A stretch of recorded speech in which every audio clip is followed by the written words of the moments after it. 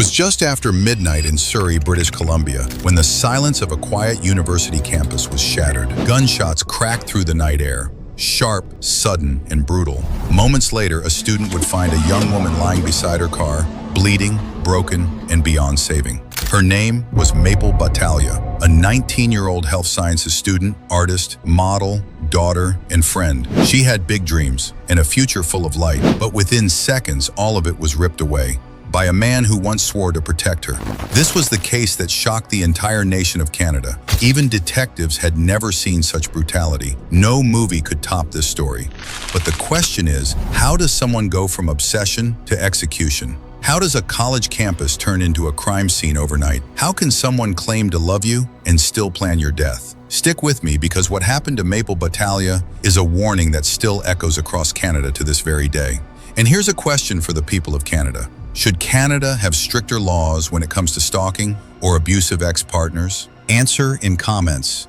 Maple Batalia was just 19, a brilliant student, a talented model, and a daughter with dreams too big for her small town. She studied health sciences at Simon Fraser University and wanted to become a doctor. She painted, acted, and inspired everyone around her. Her life was full of promise until someone decided to end. What makes this case haunting isn't just the brutality, but who committed it. The person who killed her wasn't a stranger. It was someone who once claimed to love her. They had broken up, she moved on, but he couldn't. He watched her from a distance. He texted, he followed, he made threats. She told people, she tried to stay safe. But one night, after a late study session, as she walked to her car, he was waiting. She was shot, then stabbed, outside a university, in a public parking lot. It wasn't random. It was calculated, cold, personal. The news stunned Canada. Headlines flashed across the UK, the US, and Australia. How could this happen in such a peaceful place? A young woman chased down by someone who once held her heart. This case forces us to ask difficult questions. How does love turn to murder? How many red flags go unnoticed? And what happens when obsession is allowed to grow unchecked? As we dive into this story, I want to hear your thoughts. Should Canada have done more to protect her? Is our justice system too slow to respond to threats like these? This is more than a murder. It's a warning, a case that shocked a nation and changed lives forever. Maple Batalia was the kind of person you didn't forget, not just for her talents, but for the way she made others feel. She grew up in Surrey, British Columbia, in a household where discipline and love went hand in hand. Her parents, hardworking and devoted, supported every dream she pursued, and she had many. From a young age, Maple showed a rare combination of drive and creativity. At school, she wasn't just another face in the hallway. She was the student who asked questions, who stayed late, who always had a project in hand. Her passion for science wasn't a phase, it was a purpose. Medicine wasn't just a career path for her, it was a calling. But she wasn't only defined by academics. Maple was a true artist at heart. She painted, acted, and modeled, managing each role with grace and humility. In local fashion shows and student films, her presence lit up every room. She was building a future on her terms, with both ambition and authenticity. Her friends recall how she could calm a room with her voice or inspire someone with a single look. There was no arrogance, just quiet confidence. She didn't chase attention, yet it always found her. During her teenage years, she began dating Gurjinder Dhaliwal. At first, their relationship seemed normal, but over time, people close to her began noticing subtle changes. Maple never dramatized things, but she shared enough to cause concern. After ending the relationship, she refocused her life, but she also became more cautious. Something about his behavior didn't feel right. She didn't want drama, she wanted distance. What Maple may not have realized, or perhaps feared too late, was that someone wasn't willing to let go. And that kind of fixation can be a slow, silent warning. On the night of September 27, 2011, Maple Batalia was doing what she always did, chasing her dreams with quiet determination. She had spent the evening studying with classmates at Simon Fraser University's Surrey campus library. It was late, nearly 1 a.m., but Maple wasn't the type to leave her work unfinished. Her friends would later say she seemed focused, maybe a little tired, but nothing unusual. There was no sign of the tragedy about to unfold. After the group wrapped up their session, Maple began the short walk to her car, which was parked in the nearby campus parkade. The area was dimly lit, quiet, and mostly deserted.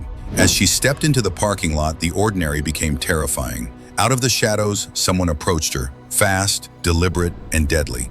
Without warning, gunfire shattered the silence. Several shots rang out, each one echoing through the cold, empty lot. Maple was hit multiple times, but the horror didn't stop there. The attacker then pulled out a knife and slashed her, as if determined to make absolutely sure she wouldn't survive. She collapsed near her car, bleeding and helpless on the pavement. When first responders arrived, they found Maple in a critical state. Blood was everywhere. Her injuries were severe and brutal. This wasn't a quick act of violence. It was rage. She was rushed to hospital, but despite the efforts of the medical team, she was pronounced dead soon after. Maple Batalia was just 19 years old. The scene was devastating. Police quickly sealed off the area, treating it as a high-priority homicide. Word spread rapidly through the campus, then the city. A promising young woman with a radiant future had been taken in the most violent way possible. People were stunned. How could this happen to someone like her, in such a public place, and who could be filled with enough hate to commit such a crime? What stood out to investigators right away was the cruelty and intensity of the attack. This wasn't random. Maple hadn't been robbed, and there was no sign of struggle or escape. Whoever did this had been watching, waiting. It was personal. It felt like someone had planned it down to the minute, someone who knew her routine, her habits, and where she would be that night. Her family was shattered. Her father, mother, and siblings had always seen her as the bright light in their home. To receive a phone call in the middle of the night, not about an accident or illness, but about a murder, broke them. Her father said later that he had a bad feeling that night, but never imagined it would end like this. Students were shaken. Many began to fear staying late on campus. The entire university reeled from the impact of her murder. Memorials sprang up, candles were lit, flowers left at the scene. But behind all the grief was a boiling question: why her?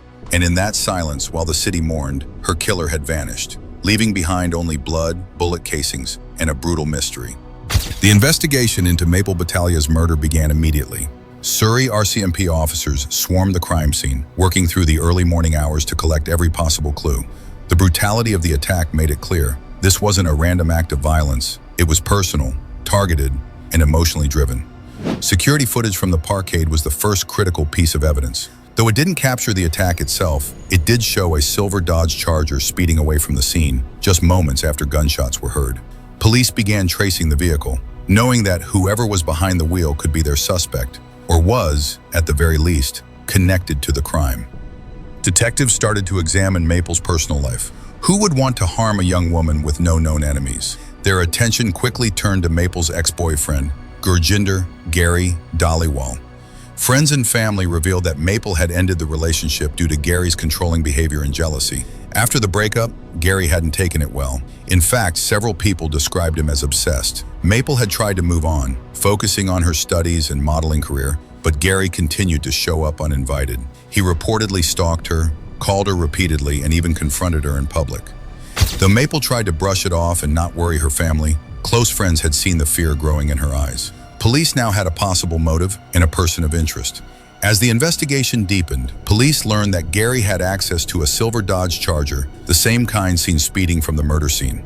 This was a major lead. Authorities obtained search warrants and began examining his vehicle, home, and phone records. While gathering physical evidence, police also interviewed numerous witnesses, students, campus security, and friends who had been with Maple the night she died.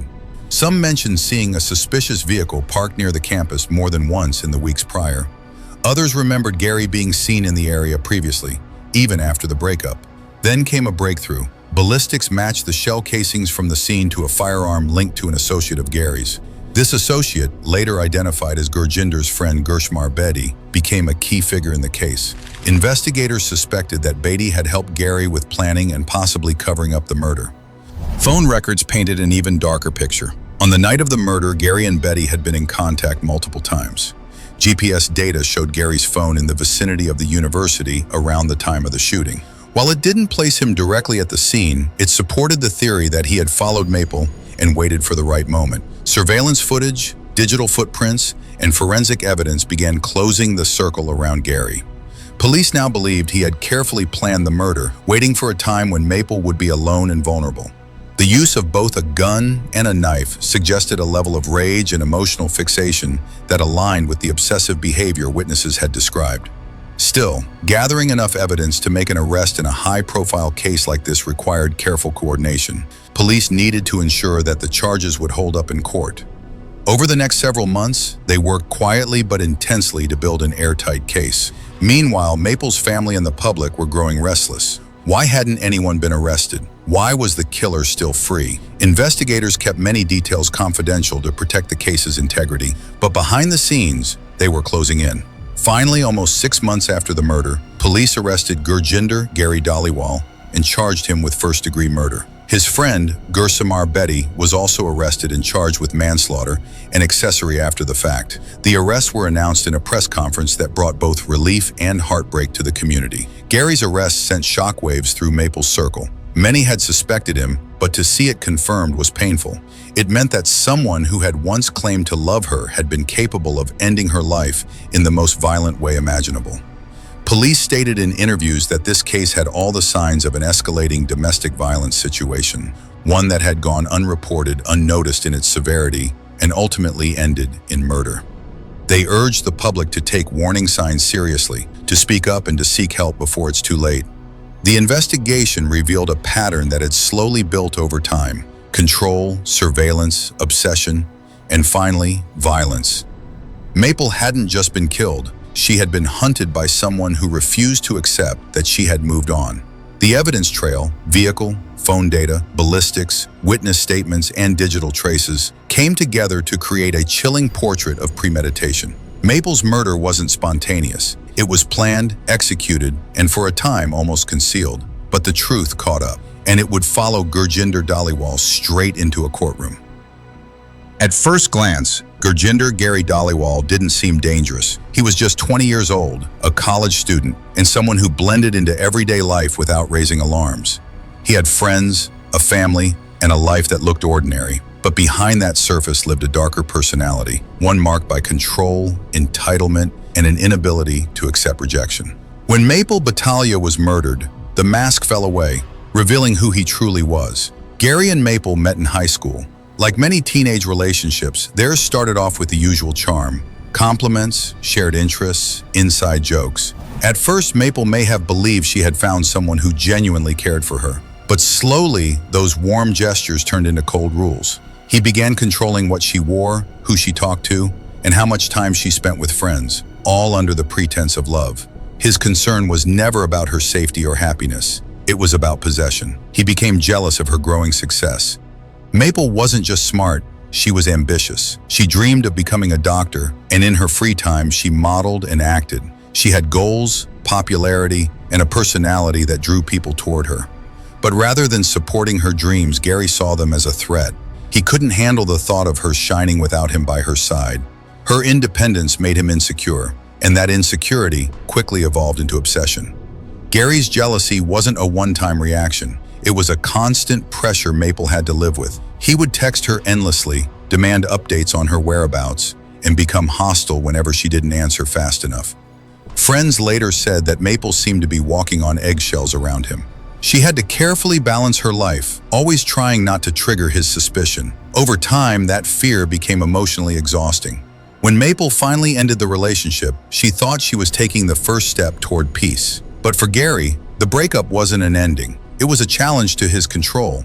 He couldn't accept that she had moved on, not just emotionally, but mentally and physically. He began stalking her, showing up uninvited at events and lurking near her campus. His behavior escalated from unhealthy attachment to something far more sinister. The days leading up to Maple's murder were filled with warning signs. Gary had reportedly made threats and shown clear signs of being unstable. He wasn't just angry, he was calculating. He learned her class schedule, knew where she parked her car, and planned his movements around her routine. Surveillance footage later showed he had been watching her carefully. This wasn't someone who lost control in a moment of passion. This was someone who prepared for the kill.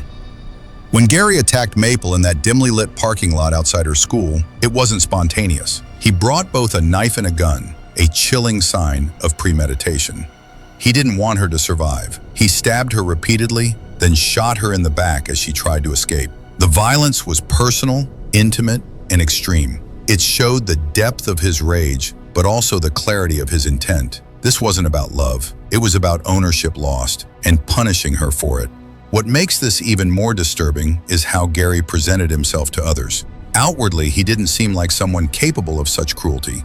He smiled in photos, hung out with friends, and acted like a regular young man. That duality, being friendly on the surface while carrying hate inside, is a trait often found in abusers. It allows them to hide in plain sight. People often don't believe the victim because the abuser seems too nice. After the murder, Gary didn't run. He stayed in the area, possibly believing he could outsmart the system. For days, he behaved as if nothing had happened. He likely thought there wasn't enough evidence to arrest him, that without witnesses he could stay free, but technology and testimony would prove him wrong. Police traced phone records, analyzed his movements, and began closing in on the truth. Investigators discovered messages that showed Gary's growing anger. They found digital trails that pointed to premeditation. He had even asked others about ways to track Maple. This wasn't just a person grieving a breakup. It was someone moving toward revenge. The pressure of losing control turned into a deadly plan, and he followed through with it, step by step. Psychologists later described Gary's behavior as classic coercive control, a form of psychological abuse where the abuser isolates, monitors, and dominates the victim until they feel powerless. It doesn't always involve physical violence, at least not at first, but it leaves deep emotional scars and often escalates over time. Maple, like so many others, may have seen the signs but hoped things would settle. She may have believed that distancing herself would be enough. Sadly, it wasn't. The heartbreaking truth is that Maple wasn't just killed by a man. She was killed by a system of silence. Society often overlooks emotional abuse, especially among young couples. It's easy to dismiss possessiveness as passion or stalking as a broken heart. But behind those excuses, real danger brews. Gary didn't become violent overnight. He grew more dangerous over time because no one stopped him. What's equally troubling is that Maple may have tried to seek help. There are suggestions she was considering going to the police or taking legal action. But like many victims, she likely feared she wouldn't be believed, or worse, that it would make Gary even more angry. She didn't want to become the center of drama or feel like a burden. She wanted to focus on her studies, her family, and her future. Gary didn't give her the chance. Even in the aftermath, his lack of remorse was clear. During his court appearances, he showed little emotion. No apology, no tears, no recognition of the life he destroyed. It was as if he still believed Maple had done something wrong, simply by leaving him. That mindset is terrifying because it reflects how deep his entitlement went. In his mind, Maple didn't belong to herself. She belonged to him, and when she refused, he erased her. The horror of Maple Batalia's death isn't just in how she died, but in who killed her. A person she once trusted, a person she shared memories with, someone who told her he loved her, then planned her murder. It's a chilling reminder that not all monsters hide in the shadows. Some sit across from you at lunch, some text you goodnight, some watch you walk away and decide they won't let you go. Gary Dhaliwal is now remembered not for who he was on paper, but for the darkness he revealed through his actions. He didn't just commit a crime, he destroyed an entire future. He took away a daughter, a sister, a friend, and a rising star. He left a family in pieces and a community in mourning, and all because he couldn't accept a simple truth. When the trial of Gurjinder Gary Dhaliwal began, the courtroom wasn't just filled with lawyers, witnesses, and jurors. It was heavy with grief, tension, and a desperate hunger for justice. The murder of Maple Batalia had shaken the community, and now the legal system was called upon to hold someone accountable. But what unfolded inside that courtroom wasn't just a legal battle. It was an emotional war zone where every testimony, every photo, every tear reopened the wound of her loss. Gary Dhaliwal was charged with first-degree murder, the most serious criminal charge in Canada. Prosecutors argued that Maple's death was not a moment of rage or a crime of passion, but a premeditated execution carried out by a man who couldn't accept rejection. The Crown laid out a chilling case that would show Gary had planned Maple's death, tracked her movements, and chosen the moment of attack with precision. Early in the trial, evidence of Gary's obsession came to light. Phone records showed repeated attempts to contact Maple, even after she had clearly ended the relationship. Surveillance footage revealed his vehicle circling near SFU Surrey's campus on the night she was killed. The prosecution emphasized that this wasn't the first time Gary had harassed her. It was simply the last time he would get to act on his obsession. One of the most damning pieces of evidence was testimony from Gary's associate, Gersimer Betty, who had helped him monitor Maple. Betty pleaded guilty to being an accessory and provided disturbing details. He had driven Gary to the scene and waited as Gary attacked Maple. Betty's cooperation painted a horrifying picture, not only of Gary's intentions, but of his calmness before and after the killing. Gary hadn't panicked. He hadn't lost control. He had been cold, calculated, and focused on one thing: ending Maple's life. In court, Maple's family sat through every painful detail. Her mother, Maple Batalia, fought back tears as she listened to the last moments of her daughter's life being dissected like evidence on a table. Her father, Maple Batalia, stared at the man who had taken away his child, his pain barely masked behind a stoic expression. No parent is ever prepared to hear how their daughter cried out, bled, and died alone in a cold parking lot. Maple had been shot in the back and stabbed multiple times.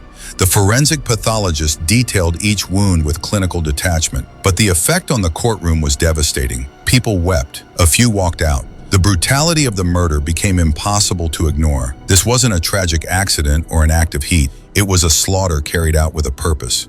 Gary's defense team tried to argue that he hadn't planned the murder. They portrayed him as heartbroken, overwhelmed, and emotionally unstable. They suggested that his actions came from desperation, not malice. But the Crown had built their case too carefully. The pattern of stalking, the surveillance, the weapon acquisition, the witness testimony, it all pointed to a man who had made a clear and intentional decision. There was no evidence of remorse from Gary during the proceedings. He rarely looked at Maple's family. He didn't cry. He didn't speak out. He sat still, like someone detached from the consequences of his own cruelty. The courtroom took notice. So did the jury. After weeks of testimony, the jury returned their verdict: guilty of second-degree murder. The decision shocked many who had expected a first-degree conviction. But under Canadian law, second-degree murder still carries a mandatory life sentence. The only difference is in parole eligibility. The judge would now decide how long Gary would stay behind bars before he could even apply for parole. During sentencing, the judge didn't hold back. He called Gary's actions cold-blooded, cowardly, and calculated. He acknowledged the lasting trauma inflicted on Maple's family and community. He spoke of the betrayal of trust, that a man once close to Maple, someone who had once been welcomed into her life, had become her killer. It wasn't just a crime, it was an act of ultimate betrayal. Gary Dhaliwal was sentenced to life in prison with no chance of parole for 21 years. It was one of the longest parole ineligibility periods ever handed down for a second-degree murder conviction in British Columbia at the time. The judge said bluntly that society needed protection from men like Gary, and that Maple deserved justice, even if delayed. Outside the courtroom, Maple's family addressed the media. Her sister said, "There is no justice that can bring Maple back, but at least this man will not hurt anyone else." Her father added, "She was only 19. She had everything ahead of her, and he took it all away in seconds." As reporters asked questions, Maple Batalia held a framed photo of Maple. She didn't speak much. She didn't have to. The pain in her eyes said more than words ever could. In the aftermath of the trial, Maple's case became a symbol, a reminder that domestic violence doesn't always come from strangers or start with punches. Sometimes it begins with jealousy, with control, with someone saying, "If I can't have you, no one will." And if no one listens early enough, it can end in blood. The justice system had spoken, but justice in this case wasn't about victory. It was about acknowledging a life stolen too soon. In the wake of Maple Batalia's murder, a deep silence fell over Surrey, one that echoed far beyond the walls of the courtroom. Maple hadn't just been a student, or a model, or a daughter. She had become a symbol of unspoken pain, lost potential, and stolen futures. For her family, nothing ever returned to normal. Her parents, Harry and Sarbiat, continued to speak about Maple not in the past tense, but as someone still living in their memories. Her bedroom remained untouched. Her belongings were preserved like artifacts, reminders of a life frozen in time. Every framed photo, every page of her notebook, every strand of her presence was sacred, but grief didn't paralyze them. Instead, the Batalia family channeled their sorrow into strength. They established the Maple Batalia Memorial Fund for the Arts and Health Sciences at Simon Fraser University, a scholarship awarded each year to young women who embody Maple's drive, kindness, and brilliance. It wasn't about replacing her, but ensuring her legacy endured, not as a victim, but as a light for others to follow. Her murder also sparked urgent conversations about relationship violence, stalking, and early intervention. For many, Maple's story became a terrifying example of how warning signs are often ignored until it's too late. Young women across Canada began speaking more openly about controlling relationships, recognizing behaviors that once seemed normal but were actually dangerous.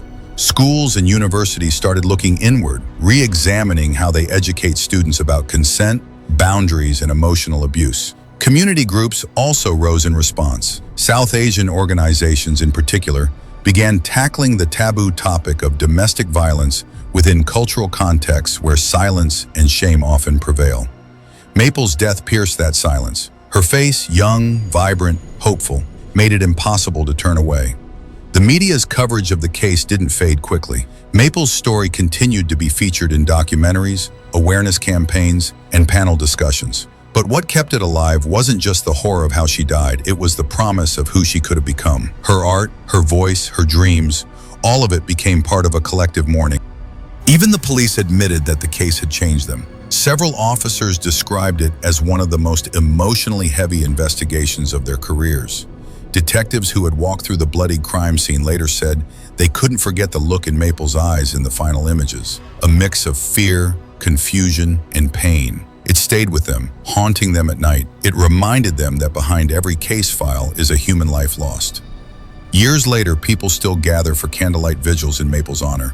Her friends speak about her in the present tense, remembering her laughter, her voice. Maple's voice was silenced, but her story continues to speak, louder than ever.